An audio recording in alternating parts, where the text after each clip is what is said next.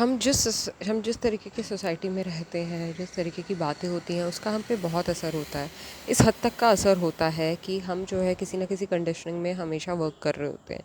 कोई ना कोई टाइमलाइन लूप, अगर आपकी लाइफ में कोई सिचुएशन बार बार घट रही है, अगर आपके साथ ऐसा होता है कि एक टाइमलाइन लूप में आप फंस चुके हो, आपको ये नहीं पता कि इस सिचुएशन को नदारद कैसे करना है कि यही सेम सिचुएशन आपके साथ ना घटे। अगर मैं इसको एंसेस्ट्री की लैंग्वेज में बताऊं, तो कई लोग मेरे से बोलते हैं कि हम जो अच्छे लोग हैं उन्हीं की कुंडली में पितृदोष मिलता है। ऐसा कई एस्ट्रोलॉजर्स मानते हैं, क्योंकि जो अच्छे लोग हैं उन्हीं को तो पितृ देखेंगे कि ये अच्छा है भाई, ये हाई वाइब्रेशन का बंदा है, तो ये हमें लिबरेट कर सकता है। तो वो उसी को जिम्मेदारी देते हैं उनको लिबरेट करने की।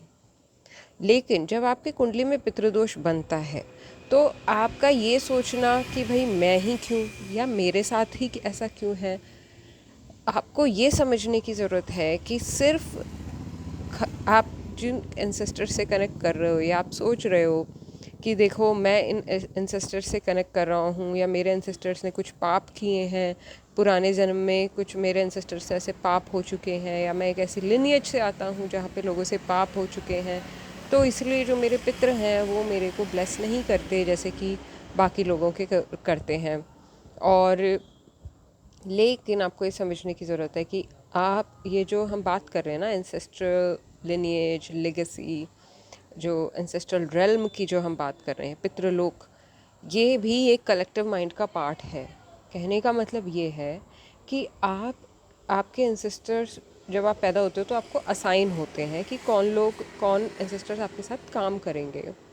उनमें आपकी वाइब्रेशन पे डिपेंड करता है कि आप कितने अपने लिबरेटेड एंसेस्टर से कनेक्ट करते हो, और कितने आप जो है अदर साइड, मतलब कि उतने अच्छे नहीं, दुख देने वाले एंसेस्टर से आप कनेक्ट कर रहे हो। ये आपके खुद की वाइब्रेशन पे डिपेंड करता है। कोई भी अगर एस्ट्रल रेल्म की बात कर रहा है, कोई एंसेस्ट्रल रेल्म की आपसे बात कर रहा है, वो उतना ही उसको एक्सेस कर पा रहा है जितना उसका कॉन्शियसनेस एक्सपैंडेड है, जितना उस इंसान को पता है कि किस तरीके से इनको एक्सेस किया जा सकता है, किस टाइप की एंटिटीज से बातें की जा सकती हैं, वो उसके कॉन्शियसनेस पे डिपेंड करेगा। अगर आप एंजल्स के थ्रू, या फिर आप कहते हैं शक्ति के थ्रू, पर शिवा के थ्रू, आप जो परम, द अल्टीमेट के थ्रू अगर आप सोर्स से कनेक्ट कर रहे हो, तो वो एक अलग टाइप का कनेक्शन है। लेकिन अगर आप किसी एक एंटिटी के थ्रू सोर्स से कनेक्ट कर रहे हो, तो आपका कॉन्शियसनेस अलग है।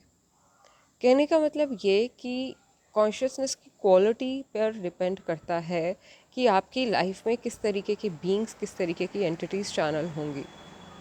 क्योंकि जो एंटिटी है वो आप ही का इमोशनल नेचर लेयर अप होके इतना स्ट्रॉन्ग बन गया है कि वो खुद को एक सेपरेट एंटिटी की तरह दिखा रहा है।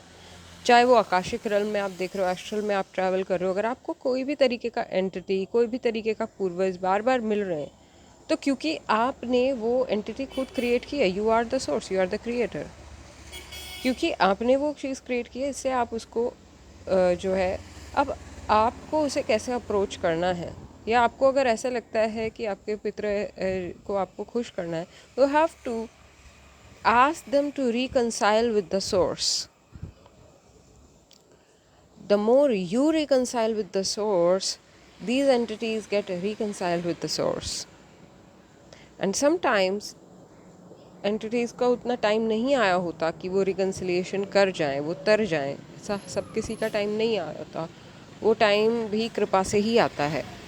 तो उस कृपा के लिए आप कोशिश करते रहिए। यही है सारी रेमेडीज़ का, पितृदोष की निवारण की रेमेडीज़ का मतलब। आप कोशिश करते रहिए कि आपकी जो ये एंटिटीज़ आपके साथ हैं, जो आपके एंसेस्टर्स आपके साथ हैं, ये अपने सोर्स से रिकंसाइल कर पाएँ। और इसके लिए सबसे पहला काम आपको खुद सोर्स से रिकंसाइल करना है। अगर आपके कोई इमोशंस हैं जो आपको लगता है सेपरेटिस्ट नेचर के हैं, मेरे साथ नेचर ऐसा करती है, मेरे साथ, देखो सीधी बात ये है कि आप किस कॉन्शियसनेस में फंक्शन कर रहे हो वो डिसाइड करेगा कि आप क्वांटम लीप कर सकते हो या नहीं। जितना आप abundantly, you literally pick and choose your reality based on the emotions that you go through on everyday basis. based on the ups and downs that you go through on everyday basis. On that basis your reality gets created. तो आप उस reality में कितना consciousness को tap in कर रहे हो every day आप कितना कॉन्शियसनेस सोर्स से कनेक्ट कर पा रहे हो, so that you are at your ultimate consciousness timeline. And even if there are challenges from the outside, you still manifest that ultimate consciousness, you still manifest that ultimate reality that I am the source, I am nothingness, at the same time I am everything. And any kind of separation that comes here, now the separation can come from ego is a great tool but a wrong master, same as mind. It is a ego is like an avatar that you play in this world. Today I like to wear this dress, this is like that, it is ego. You do not always have to carry it, you do not always have to listen to it, you do not always have to agree. Ego does not need to agree with the fact that you are the source. Ego just needs to be treated like a cloth by you. It's just your persona, play with it, but do not let it become you. You are the source. And keep reconfirming that reality. Keep affirming that reality. Even if the situations outside do not say that, even if you have all the signs, know that you can quantum leap or you can change your reality by working or co-creating with the consciousness, ultimate consciousness, Param Shiva, with the, the creator himself. You co-create with your existence. Existence, that is Shiva, everything is Shiva. So to co-create with that, you have to reconcile with it. You have to be in oneness with it. Being in oneness is also appreciating that you may have different avatars, different avaran at different times, but that does not take away from the fact that you are that. So I just wanted to hop on here and share this thoughts that I was having about why entities get created and how you can work with them. और अगर आप astral realm में, Akashic realm में काम करते हो और आपको ऐसा लगता है कि वहाँ पे से कोई एंटिटी आपको पीछा कर रही है और या फिर कुछ ऐसा है, ask that to reconcile with the source. Ask that entity to reconcile with the source. And if they say no, see what part of you are not ready to reconcile with the source. Invoke the source in you on everyday basis. Invoke the ultimate consciousness of yours on everyday basis.